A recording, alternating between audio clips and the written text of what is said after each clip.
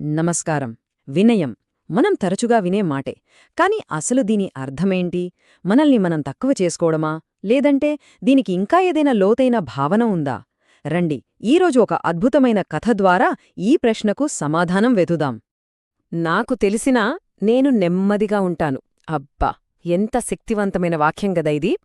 చూడండి, ఏదైనా సాధించినప్పుడు మనకు గర్వంగా అనిపించడం చాలా సహజం. కాని ఈ మాట మనకు ఓ సరికొత్త కోణాన్ని చూపిస్తుంది. ఈ ఒక్క వాక్యమే నిజానికి ఈరోజు మనం మాట్లాడుకోబోయే విషయానికి పునాది. సరే, ఈ కథ ఎక్కడ మొదలవుతుందంటే రుషిక అనే ఒక అమ్మాయి దగ్గర. తనకి ఒక అనుభూతి కలిగింది. మనందరికీ చాలా బాగా తెలిసిన ఫీలింగ్ అది. అదేంటంటే ఏదైనా సాధించినప్పుడు కొంచెం గర్వంగా అనిపించడం. రుషికకి కూడా సరిగ్గా అలాగే అనిపించింది. ఇక అక్కడినుంచే శ్రీకృష్ణుడు తన పాఠాన్ని చాలా సున్నితంగా మొదలుపెట్టాడు. చాలాసార్లు మనం వినయమంటే తప్పుగా అర్థం చేసుకుంటూ ఉంటాం. అంటే మనల్ని మనం తక్కువ చేసుకోవడం అనుకుంటాం. కాని కృష్ణుడి ప్రకారం అది అస్సలు కాదు. నిజమైన వినయమంటే మన విజయం మనలో అహంకారాన్ని నింపడం కాదు, దానికి బదులుగా ప్రశాంతతను తీసుకురావడమన్మాట. కృష్ణుడి స్టైలే వేరు కదా. ఆయన ఎప్పుడూ నేరుగా ఉపదేశమివ్వడు. ఆయన ఏం చేశాడంటే రుషికాని చాలా సున్నితంగా ఒక ప్రశ్న అడిగాడు. నువ్వు ఏదైనా సాధించినప్పుడు గర్వంగా అనిపించిందా అని. చూడండి, ఇంత చిన్న ప్రశ్నతోనే ఎంత గొప్ప పాఠం మొదలవుతుందో. దానికి రుషిక అవును అని చెప్పగానే కృష్ణుడు ఒకే ఒక్క మాట అంటాడు. అలాంటప్పుడు హనుమంతుడిని గుర్తుచేసుకో అని. హనుమంతుడికి వినయానికి సంబంధమేంటి? ఇక్కడే అసలు రహస్యముంది. అదే ఈ కథలోని అసలైన పాఠం. సరే, ఇప్పుడు మనం కథలోకి వెళ్తున్నాం. కృష్ణుడు రామాయణంలోని ఒక చాలా ముఖ్యమైన ఘట్టాన్ని చెప్పడం మొదలుపెట్టాడు. ఇది దేని గురించంటే హనుమంతుడు లంకలో సాధించిన ఒక అద్భుతమైన విజయం గురించి. ఒక గొప్ప పని సాధించాక మన ప్రవర్తన ఎలా ఉండాలి అనేది ఈ కథ మనకు చాలా స్పష్టంగా తెలియజేస్తోంది. ఆలోచించండి, హనుమంతుడు అసాధ్యాన్ని సుసాధ్యం చేశాడు. సముద్రాన్ని దాటాడు, లంకలో సీతమ్మను కనుక్కున్నాడు, మళ్లీ సురక్షితంగా శ్రీరాముడి దగ్గరికి తిరిగి వచ్చాడు. ఇంత పెద్ద విజయం సాధించాడు కదా, మరి ఆ తర్వాత ఆయన ప్రవర్తన ఎలా ఉంది? ఇంత పెద్ద విజయం సాధించాక ఆయనలో అహంకారమనేది కొంచెం కూడా లేదు.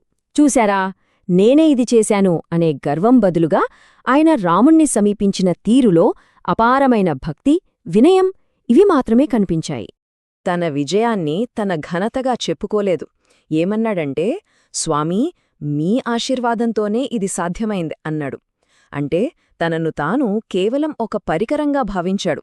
ఈ విజయం వెనుక ఉన్న అసలైన శక్తికి మొత్తం గౌరవాన్ని ఇచ్చేశాడు. ఇదే కదా వినయం యొక్క నిజమైన స్వరూపం. రైట్, ఇప్పుడు ఈ కథలోని అసలైన పాయింట్కి వస్తున్నాం. ఈ కథ శక్తికి, వినయానికి మధ్య ఉన్న సంబంధం గురించి చాలా అందంగా చెప్తుంది. చూడండి, శక్తి ఉండటం తప్పు కాదు, కాని ఆ శక్తిని మనం ఎలా చూపిస్తాం అన్నదే ఇక్కడ చాలా ముఖ్యం. సరిగ్గా ఈ సమయంలో రుషిక చాలా సహజమైన ప్రశ్న అడుగుతుంది. మనలో చాలామందికి వచ్చే డౌటే అది. అతనికి శక్తి ఉంది కదా, మరి తన ఘనతను చెప్పుకోవడంలో తప్పేముంది అని. కరెక్టే కదా, మనకి కూడా ఇలాగే అనిపిస్తుంది. దీనికి కృష్ణుడు చెప్పిన సమాధానం అద్భుతం. ఆయనేమన్నాడంటే, వినయం ఆ శక్తిని అందంగా ఉంచింది. అంటే వినయం శక్తిని తగ్గించదు, పైగా దానికి అందాన్ని, గౌరవాన్ని ఇస్తుందన్నమాట. ఆలోచించండి, వినయం లేని శక్తి భయపడుతుంది, కాని వినయంతో కూడిన శక్తి అది ప్రేరణనిస్తుంది. ఓకే, కథ చాలా బావుంది, నీతి కూడా అద్భుతంగా ఉంది. మరి ఈ గొప్ప పాఠాన్ని మన జీవితంలోకి ఎలా తీసుకురావాలి? దీన్ని ప్రాక్టికల్గా ఎలా ఫాలో అవ్వాలి?